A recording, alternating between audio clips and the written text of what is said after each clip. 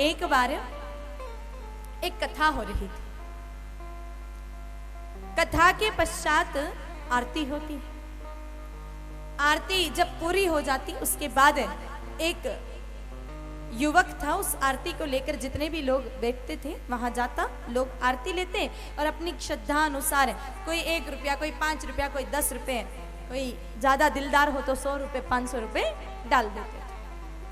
उस कथा में मेरे भाई बहन एक बहुत बड़े सेठ जी आते थे, नगर सेठ। बहुत पैसा था उनके पास। आगे ही आगे बैठते कथा में जब भी आते, और जैसे ही कथा पूरी होती, कथा भी बड़े ध्यान से सुनते, कथा पूरी होती, आरती होती, फिर जो आरती देने वाला जो लड़का था वो सबसे पहले उन्हें सेठ जी के पास जाता, क्योंकि उसको लगता कि बड़े सेठ जी हैं तो नोट भी बड़ी डाले। लेकिन सेठ जी ने कुछ नहीं डाला। दूसरा दिन हुआ कथा का, फिर आरती हुई, फिर उस सेठ जी के पास गया कि कल तो लाना भूल गए होंगे, आज तो पक्का डालेंगे। दूसरे दिन भी कुछ नहीं डाला।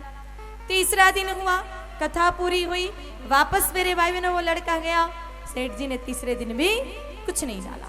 4 दिन, 5 दिन, 6 दिन निकल गए, सेठ जी ने 1 रुपया भी नहीं डाला। अब 7वां दिन है, कथा की पूर्णाहुति का समय है। मेरे भाई बहनों, आज तो उस लड़के ने विचार किया कि ये सेठ जी तो बड़े कंजूस हैं, इनके सामने जाने से कोई लाभ नहीं, क्योंकि इनको आरती देने जाता हूँ, इतने में 2-4 मेरे और लोग चले जाते हैं तो इनकी वजह से मेरा और नुकसान हो जाता है। आज वो लड़का, सेठ जी बैठे थे उस तरफ नहीं गया, दूसरी दिशा में चला गया। लेकिन आज तो सेठ जी भी चढ़ावा लेकर के आए हैं। सेठ जी ने आवाज लगाई, उस लड़के को कहा, ए छोरे इधर आ, तेरे को क्या लग रहा है 6 दिन तक मैंने कुछ नहीं डाला तो आज भी कुछ नहीं डालूंगा। आज तो 7 दिन का मैं एक साथ इकट्ठा डालने के लिए लेके आया। वो लड़का बड़ा खुश हो गया, कहा नहीं नहीं सेठ जी, मुझे आप दिखे नहीं इसलिए मैं उस तरफ नहीं आया था। कहा ठीक है फिर इधर आ जाओ। मेरे भाई बहनों, सेठ जी ने बुलाया उस लड़के को, आरती ले ली। अब पैसे डालने की बारी आई, सेठ जी विचार में पड़ गए। राम राम राम, कितनी मेहनत से पैसा कमाया मैंने, कितने लोगों को मूर्ख बना करके पैसा कमाया मैंने, ऐसे कैसे दान में दे दूं। विचार करते रहे, वो लड़का सामने खड़ा है। हाँ सेठ जी, कहाँ खो गए, पैसा डाल रहे हो कि मैं जाऊं?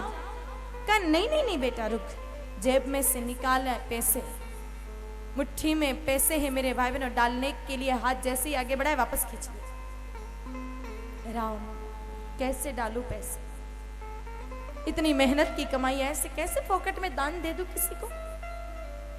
इस लड़के ने वापस कहा, अरे सेठ जी कहाँ खो जाते हो बार बार, आप पैसा डाल रहे हो या मैं आगे जाऊं? कहा नहीं मैं डाल रहा हूं। तो डालो ना। जैसे ही सेठ जी ने मेरे भाई बहनों मुट्ठी खोली, पूरा 1 रुपया था। सेठ जी डालने ही वाले थे, लेकिन उस रुपये पे नजर पड़ी मेरे भाई बहनों, वो रुपया भीग गया था। अपन मुट्ठी में अगर पैसे रखे तो पसीने से भीग जाते हैं। जैसे रुपये को देखा, मुट्ठी खोलकर डालने वाले थे, लेकिन देखते ही वापस हाथ पीछे कर लिया। कहा नहीं नहीं भैया देखो तो मेरा ये 1 रुपया रो रहा है, ये मेरे से दूर होना ही नहीं चाहता, ये रो रहा है, इसलिए मैं नहीं डाल सकता। वापस मुट्ठी बंद कर दी। कहा सेठ जी, आपकी वजह से कई सारे लोग चले गए हैं, आप मुझे बताइए कि आप कुछ पैसा डाल रहे हैं या मैं वापस जाऊं? फिर मुट्ठी खुली। कहा अरे ये तो अभी भी रो रहा है।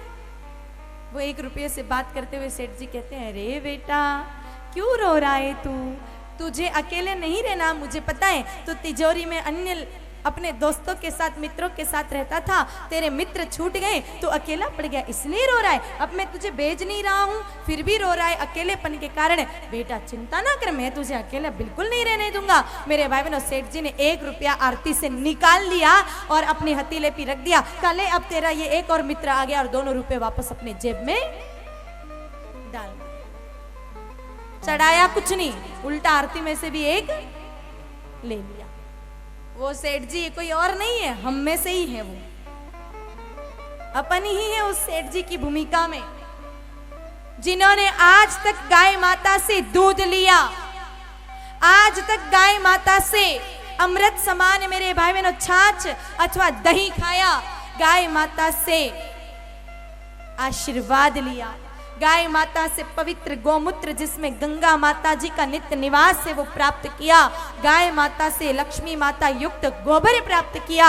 लेकिन अब जब बारी आ रही है गाय माता को लौटाने की, तब हमारे कदम पीछे हट रहे हैं। ये से